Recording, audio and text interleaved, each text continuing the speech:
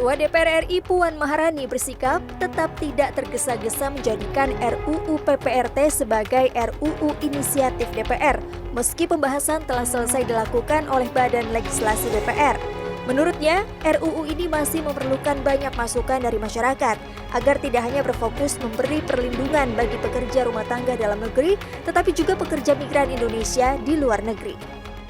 Bagaimana kemudian undang-undang ini nantinya bisa menjadi satu payung hukum yang baik bukan hanya untuk PRT tapi juga untuk PMI ke depan, karena PMI kita kan bukan hanya di di Asia, bukan hanya di ASEAN tapi ada di seluruh negara.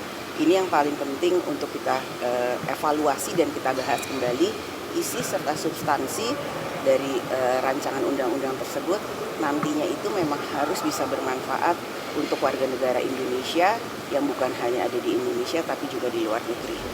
Anggota Balik dari fraksi PKB Luluk Nurhamidah menyayangkan keputusan Ketua DPR tetap menunda pengesahan RUU ini menjadi RUU inisiatif DPR.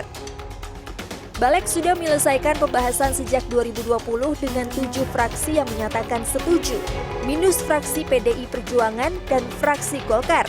Karena itu, Balik telah 2 kali mengirim surat permohonan pengesahan, tetapi tidak kunjung dibalas oleh pemimpin DPR.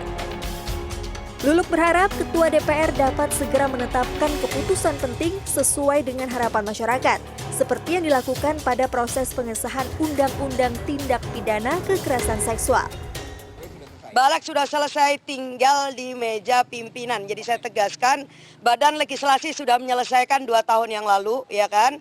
Tinggal pimpinan dalam hal ini mungkin Ketua DPR memberikan disposisi agar bisa dibawa ke BAMUS atau Badan Musyawarah, sehingga ini bisa disahkan atau ditetapkan di rapat paripurna. Jadi hanya tinggal 1 langkah aja. Nah, baru setelah ini jadi RUU inisiatif DPR, lalu kita berikan kepada pemerintah draftnya, lalu pemerintah akan menyusun DIM, lalu memberikan surpres, dan baru kita bisa bahas kembali dengan pemerintah.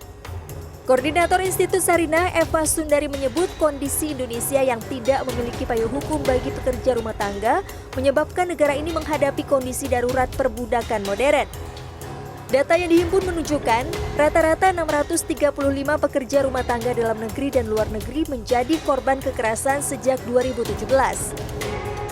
Sejumlah negara tetangga seperti Filipina disebut menjadi contoh.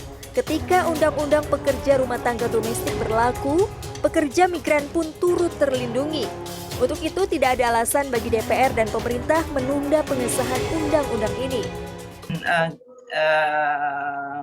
Filipina yang menunjukkan ketika mereka mengeluarkan undang-undang domestic worker yang ada di Filipina, itu PMI mereka di luar negeri itu ikut terlindungi, ikut terangkat. Kenapa? Karena majikan sudah nggak berani main-main. Oh, ternyata di dalam negeri negara sudah turun tangan untuk melindungi. Makanya Macapagal ya, Aryo Macapagal waktu itu ketika menghadapi situasi penyiksaan PMI, dia pakai undang-undang yang di dalam negeri itu untuk ngurus ke luar negeri. Jadi majikannya sudah nggak berani macam-macam. Jadi bargaining position dari PMI kita itu bisa dikuatkan dengan PPRT ini. Jadi sebetulnya